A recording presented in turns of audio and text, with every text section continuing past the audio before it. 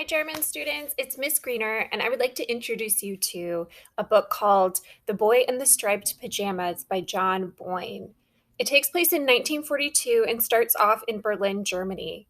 And our narrator is a boy who's only 9 years old. His name is Bruno, and he seems even younger most of the time because he's so naive. He knows so little about the world. He's been raised really protected and really privileged, and the war doesn't really affect him until his dad gets a visit from the Fuhrer, Hitler, and they have to move to Outwith, Poland, Auschwitz. And the whole concept that he doesn't even get these words shows you just how naive he is. Next to the house that they now live in, there's a huge barbed wire fence. And on the other side, there's these low buildings and all of these skinny, scary people wearing pajamas.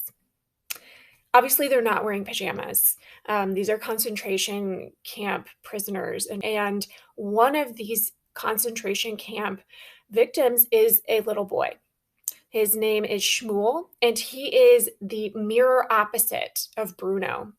He is also 9 years old. He actually has the exact same birthday as Bruno. And Bruno and Shmuel couldn't be more opposite. And yet, as they meet up at the fence every day to talk and to share food, there is a friendship that grows between them that is really moving.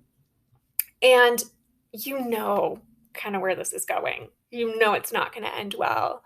And it forces you to see the war through the eyes of a very innocent child, Bruno, who doesn't understand the choices that he's making and how they might affect someone else. But it also forces you to ask of yourself, what would I do if I were a bystander like Bruno? Would I do the same thing that he does?